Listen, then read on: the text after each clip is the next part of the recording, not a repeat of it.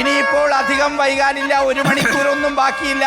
ചുണ്ടൻ മത്സരങ്ങളുടെ തീപ്പാറും മത്സരങ്ങൾക്ക് കാതോർക്കാൻ, കണ്ണിറയെ കാണാൻ, ആവേശത്തിന്റെ കൊടുമുടിയിലാക്കാൻ പുന്നമട ഇതാ ഒരുങ്ങിക്കഴിഞ്ഞു. ഏത് നിമിഷവും ഇവിടെ മാസ്റ്ററിൽ തുടങ്ങാനുള്ള ഒരുക്കങ്ങളിലേക്ക് കടക്കുകയാണ്.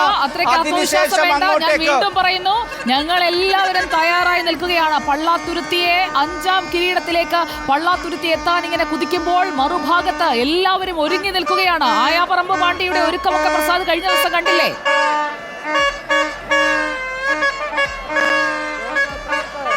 സുജയ, ഒരുക്കത്തിനൊന്നും ഒരു കുറവുമില്ല. സ്വാഭാവികമായി ഒരു വള്ളംകളി തുടങ്ങുന്ന സമയത്ത് നമുക്കൊരു ടീം വേണമല്ലോ സുജയ, അല്ലേ ഉണ്ണി സാർ? ഒരു ടീം നമുക്കില്ലെങ്കിൽ ഒരു ആവേശമില്ലല്ലോ. നിശ്ചയമായും അപ്പൊ ആർത്ഥത്തിലേക്ക് വളരെ ആവേശത്തോടുകൂടി പ്രസാദ് ഇനി അറിയാനുള്ള ഒരു പ്രധാനപ്പെട്ട കാര്യം എന്ന് പറയാൻ നമ്മൾ പ്രതീക്ഷിക്കുന്നത് 2 മണിക്ക് വള്ളംകളിയുടെ ഉദ്ഘാടനം നടക്കുമെന്നായിരുന്നു. ടൂറിസം മന്ത്രി PA മുഹമ്മദ് റിയാസാണ് ഉദ്ഘാടനം ചെയ്യേണ്ടത്. അത് കഴിഞ്ഞാൽ പിന്നെ മാസ്റ്ററിൽ ഉദ്ഘാടനം ചെയ്യുക VN വാസവനായിരിക്കും. വള്ളംകളി ഫ്ലാഗ് ഓഫ് ചെയ്യുന്നത്, പിന്നെ ഈ ചടങ്ങിൽ അധ്യക്ഷത വഹിക്കുന്നത് P പ്രസാദാണ്. അതേപോലെ ആലപ്പുഴയുടെ മന്ത്രിയായിട്ടുള്ള സജി ചെറിയാനാണ് മത്സരം ഉദ്ഘാടനം ചെയ്യുക. അപ്പോൾ ഈ ചടങ്ങുകളൊക്കെ നടക്കാനിരിക്കുന്നു. മാസ്റ്ററിൽ എന്ന് പറഞ്ഞാൽ മനോഹരമായ കാഴ്ചയാണ് സുജയ. എത്ര വെച്ചാൽ ഈ 74 വള്ളങ്ങളും ഒരേ സമയം വന്ന് അണിനിര നിന്നുകൊണ്ട് അവർ തുഴ ഉയർത്തുകയും തുഴ താഴ്ത്തുകയും ഒക്കെ ചെയ്യുന്നത് ഒരേ രീതിയിലായിരിക്കും. അപ്പോൾ അത്ര മനോഹരമായ കാഴ്ചയാണ്. ഒരു നദി എന്ന് പറയുന്നത് തന്നെ മനോഹരമായ കാഴ്ചയാണ്. അതിലെ വള്ളങ്ങൾ എന്ന് പറയുന്നത് മനോഹരമായ കാഴ്ചയാണ്. ആ വള്ളങ്ങളെല്ലാം ചേർന്ന് നിന്നുകൊണ്ട് ഒരു മാസ്റ്ററിൽ അവതരിപ്പിക്കുന്നു എന്ന് പറയുന്നത് ഏറ്റവും മനോഹരമായ കാഴ്ചയാണ്. ഒരു ദൃശ്യ വിരുന്നാണ് ഇനി സംഭവിക്കാൻ പോകുന്നത്. പ്രിയപ്പെട്ട പ്രേക്ഷകരെ, നിങ്ങളുടെ സ്ക്രീനിൽ റിപ്പോർട്ടർ ചാനലിലൂടെ നിങ്ങൾ കണ്ടുകൊണ്ടിരിക്കുന്നത് കേരളത്തിലെ ഏറ്റവും മനോഹരമായ ദൃശ്യങ്ങളിൽ ഒന്നാണ്. ആ മനോഹരമായ ദൃശ്യം എന്ന് പറയുന്നത് ആലപ്പുഴയിലെ പുന്നമടക്കായലിൽ ഓളപ്പരമ്പിൽ നടക്കുന്ന ഒളിമ്പിക്സ് എന്ന് മലയാളികളും ആലപ്പുഴക്കാരും വിളിക്കുന്ന നെഹ്റു ട്രോഫി ബോട്ട് റേസ് ആണ്.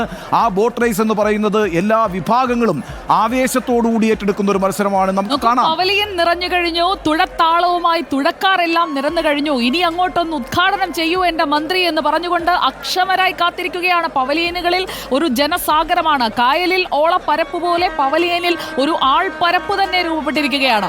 ആ ഒരു ആൾപ്പരപ്പാണ് ഇതിന്റെ ഒരു ആവേശമായി മാറാൻ പോകുന്നത്, അല്ലേ? നിശ്ചയമായും. ഇനിയിപ്പോൾ നമ്മൾ പ്രതീക്ഷിക്കുന്നത് 5 മണിക്കാണ് ഈ പറയുന്ന ചുണ്ടൻ വള്ളങ്ങളുടെ ഫൈനൽ മത്സരം നടക്കുക എന്ന് പറയുന്നത്.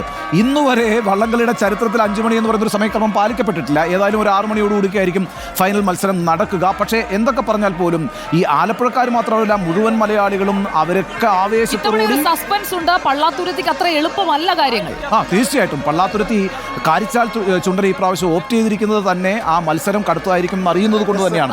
കാരിച്ചാൽ എന്ന് പറയുന്നത് അതിഗംഭീരമായ ഒരു ചുണ്ടൻ വള്ളമാണ്. പല തവണ നെഹ്റു ട്രോഫി എടുത്തിട്ടുള്ള വള്ളമാണ്. അവിടേക്കാണ് നേരത്തെ സുജയ പറഞ്ഞ പോലെ ഒരു ഡെഡ്ലി കോമ്പിനേഷനാണ് പള്ളാത്തുരുത്തി ബോട്ട് ക്ലബ് എന്ന് പറയുന്നത്.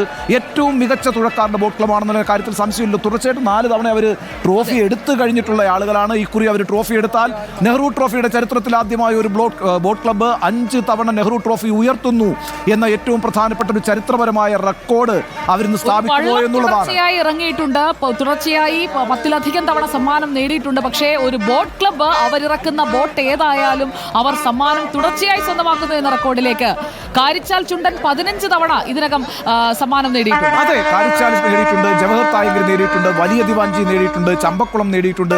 അങ്ങനെ എണ്ണം പറഞ്ഞ വള്ളങ്ങളാണ്. ശ്രീവിനായകൻ, ആയാപറമ്പ് പാണ്ടി, ഇങ്ങനെ എത്രയോ നല്ല എന്താ പറയാ കിടിലൻ വള്ളങ്ങൾ എന്ന് പറയത്തില്ലേ, അത്തരം നല്ല ഗംഭീരമായ ചുണ്ടൻ വള്ളങ്ങളാണ് ആവേശത്തിന്റെ ഈ തുഴയെറിയാൻ പോകുന്നത്. തമ്മിൽ എന്തോ തർക്കമായെന്ന് തോന്നുന്നു.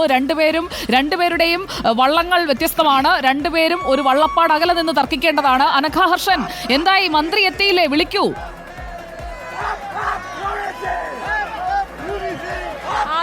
ഇനി അല്പസമയം മാത്രമാണ് ഞാനടക്കം ഒരു ജനതയൊന്നാകെ കാത്തിരുന്ന നെഹ്റു ട്രോഫി വള്ളം കളിക്ക ഉള്ളത്. അതിന്റെ അവസാന ഘട്ട ആവേശമാണ്.